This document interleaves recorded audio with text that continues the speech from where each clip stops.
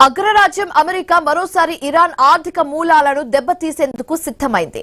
ఇస్లామాబాద్ లో జరిగిన శాంతి చర్చలు విఫలం కావడంతో హార్ముజ్ జలసంధిపై అమెరికా పూర్తిస్థాయి దిగ్బంధనం విధించింది.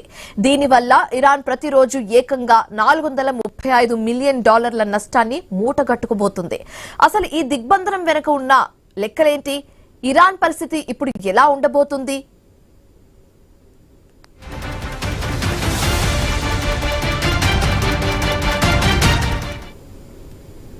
ప్రపంచ చమురు రవాణాకు అత్యంత కీలకమైన హార్ముజ్ జలసంధి ఇప్పుడు అగ్రరాజ్యం అమెరికా గుప్పిట్లోకి వెళ్లిపోయింది.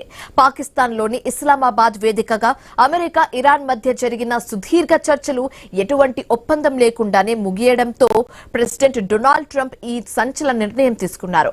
ఏప్రిల్ 13వ తేదీ ఉదయం నుండే ఇరాన్ పోర్ట్లకు వెళ్లే అక్కడి నుండి వచ్చే నౌకలను అడ్డుకోవాలని అమెరికా నావిక దళాన్ని ఆదేశించారు. కేవలం ఒకే ఒక నిర్ణయంతో ఇరాన్ ఆర్థిక వ్యవస్థకు రోజుకు $435 మిలియన్ అంటే ఇండియన్ కరెన్సీలో సుమారు 4081 కోట్ల రూపాయలు నష్టం వాటిల్లనుంది. అయితే ఈ భారీ నష్టంలో దాదాపు $276 మిలియన్ కేవలం చమురు, పెట్రోల్ కెమికల్ ఎగుమతుల రూపంలోనే ఉంటుంది. ఇరాన్ ప్రతిరోజు ఎగుమతి చేసే 1.5 మిలియన్ బ్యారెళ్ల క్రూడ్ ఆయిల్ రవాణా ఇప్పుడు పూర్తిగా నిలిచిపోనుంది.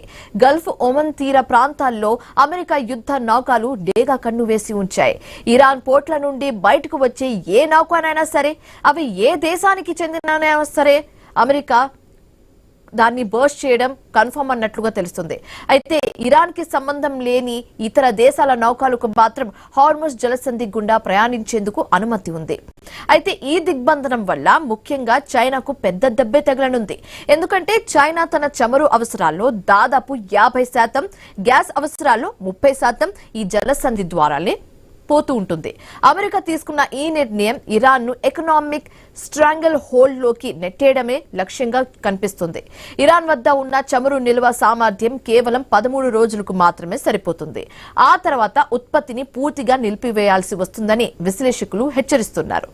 ఒకవేళ ఇరాన్ చమురు బావులను మూసివేస్తే దానివల్ల ఆ దేశానికి శాశ్వతంగా బిలియన్ల కొద్దీ నష్టం జరుగుతుందని అంచనా కూడా వేస్తున్నారు. అయితే ఇరాన్ కూడా ఈ దిగ్బంధాన్ని తీవ్రంగా పరిగణిస్తుంది. తమ సార్వభౌమ అధికారాన్ని దెబ్బతీసేలా అమెరికా చేస్తున్న ఈ చర్యను సముద్రపు దోపిడీగా అభివర్ణించింది. తమ పోర్టులకు రక్షణ లేకపోతే గల్ఫ్ ప్రాంతంలో ఏ పోర్టు కూడా సురక్షితంగా ఉండదని ఇరాన్ మిలిటరీ హెచ్చరిస్తుంది. ఇప్పటికే అంతర్జాతీయ మార్కెట్లో చమురు ధరలు ఒక్కసారిగా 8% పెరిగి $100 మార్కును దాటేశాయి. ఏప్రిల్ 22 నాటికి ఈ ఉద్రిక్తతలు ఒక కొలిక్కి వస్తాయా లేక యుద్ధానికి దారితీస్తాయా అన్నది ఇప్పుడు ప్రపంచ దేశాలను వణికిస్తున్న ఒక ప్రశ్న.